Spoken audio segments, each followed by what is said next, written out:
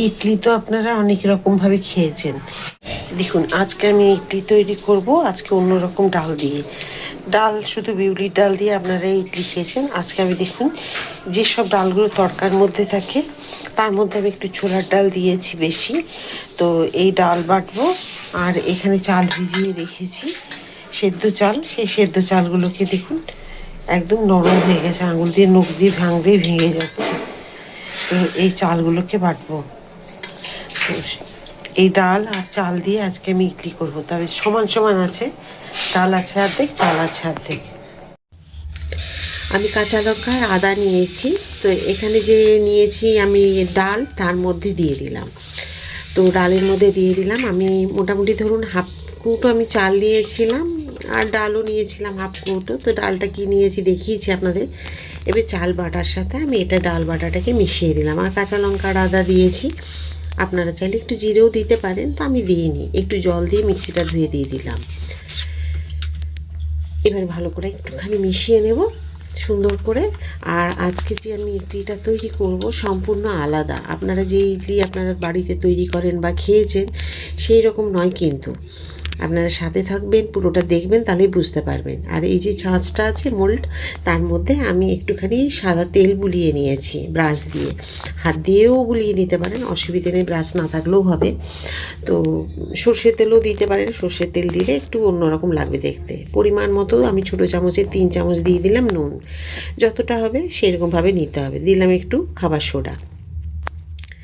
এবার খুব সুন্দর করে ফাটিয়ে নিতে হবে। দেখুন এইভাবে সুন্দর করে একদম মিশিয়ে নিলাম আমি খুব ভালো করে, যাতে না একদমই নুন আর খাবার সোডা একদমই যেন না লেগে থাকে, সেই রকম আর কি, যাতে মিশে যায় সুন্দরভাবে।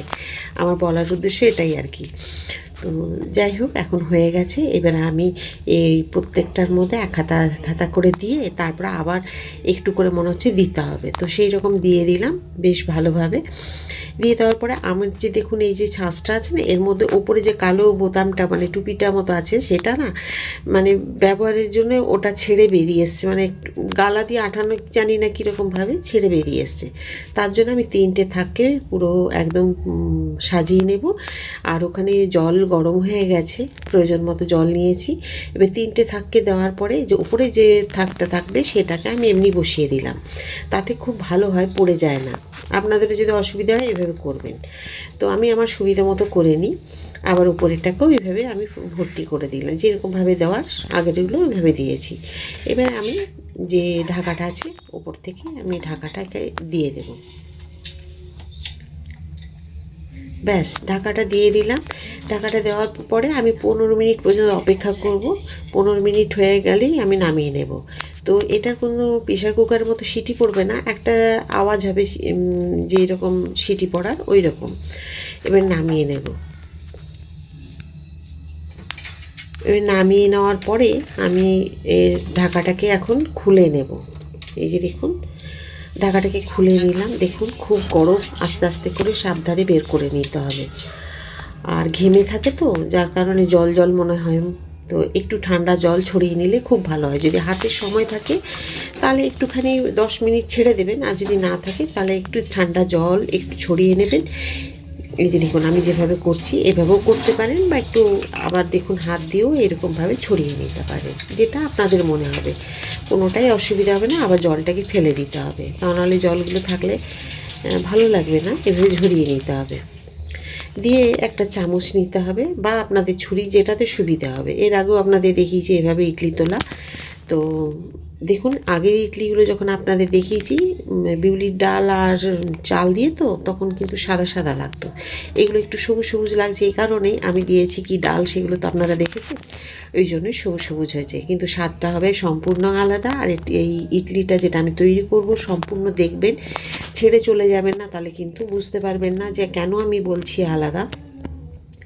এই ইডলি আপনারা দোকানে গেলেও হয়তো পাবেন না, যে কোনো দোকানে গেলেই আপনারা এই ইডলি চাইলে পাবেন না। এটা আপনাদেরকে বাড়িতেই তৈরি করে নিতে হবে, তবেই আপনারা পাবেন এইভাবে তৈরি করে নিতে। তো যাই হোক, তবে শেষটা দেখতে হবে, কেন পাবেন না এই কারণে আমি বললাম। এবার দেখুন আমি তেল দিয়ে দিয়েছি একটু ফ্রাই প্যানে, কোনো চাটনি করিনি। তো কি দিয়ে খাবেন সেটাও বলে দেবো। আমি দিয়ে দিলাম একটু সর্ষে ফোড়ন আর দিয়ে দিচ্ছি একটা শুকনো লঙ্কা, আপনারা যেমন খুশি লঙ্কা দিতে পারেন, আর কারিয়া পাতাগুলো ধুয়ে দিয়ে দিলাম। বেশ সুন্দর যখন দেখছি একটা গন্ধ আসছে, একটু নাড়াচাড়া করে নিলাম। করে নেওয়ার পরে এবার আমি একটুখানি দিয়ে দেবো সস। এখানে আমি সস দিচ্ছি, কি করব সেটা দেখুন ছাড়তে থেকে। দেখুন, আবার বলবো যে এর স্বাদ মানে কোনো তুলনা হবে না, এতটাই সুস্বাদু হবে, এতটাই টেস্টি হবে। দিয়ে দিলাম ইডলিগুলোকে। বলুন তো, এরকম ইডলি বাজারে গেলে পাওয়া যাবে? দোকানে গেলে আপনাকে বাড়িতেই তৈরি করে নিতে হবে। তার জন্যই তো আমি এসেছি আপনাদেরকে দেখাবো বলে। একঘেয়েমি জিনিস কি খেতে ভালো লাগে? ওই সাম্বার চাটনি দিয়ে একটুখানি মুখে স্বাদ পাল্টে নিলে দেখবেন পরিবারের লোকেরা খুব খুশি হয়ে যাবে যখনই আপনি এভাবে তৈরি করে দেবেন। আমার মাথাতে এটাই আসে, আমি কি করে একটু স্বাদ বদলে বদলে টিফিন দেবো, খাবার দেবো, তখনই মনে হয় এভাবে করলেই ভালো লাগবে। তো যাই হোক, এটা কেমন লাগছে আপনারা অবশ্যই কমেন্ট করে আমাকে জানাবেন। দিয়ে দিলাম একটুখানি ম্যাগি মশলা, একটুখানি দিয়ে দিলাম আমি চাট মশলা।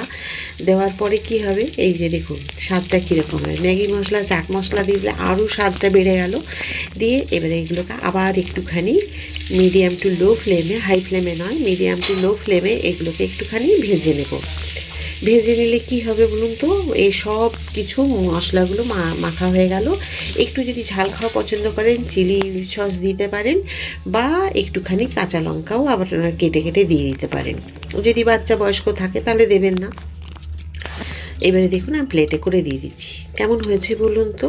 যদি ভালো লেগে থাকে, যদি ফেসবুক থেকে দেখে থাকেন ফলো করে দেবেন, ইউটিউব থেকে দেখলে লাইক, সাবস্ক্রাইব আর শেয়ার করে আমার সাথে থাকবেন। আশা করি আপনাদের আজকে টিফিন খুব ভালো লেগেছে। তো ভালো লাগলে একবার অবশ্যই তৈরি করে খান। আবার বলবো, কমেন্ট করতে ভুলবেন না। আর এই টিফিনটা আপনারা যখনই বাড়ির লোক, পরিবারের সকলকে তৈরি করে দেবেন সকলেই খুশি হয়ে গেছে। তবে চলুন আবার একটা নতুন কোনো রান্না নিয়ে আপনাদের সকলের কাছে চলে আসবো। সবাই খুব ভালো থাকুন। রাধা রাধা।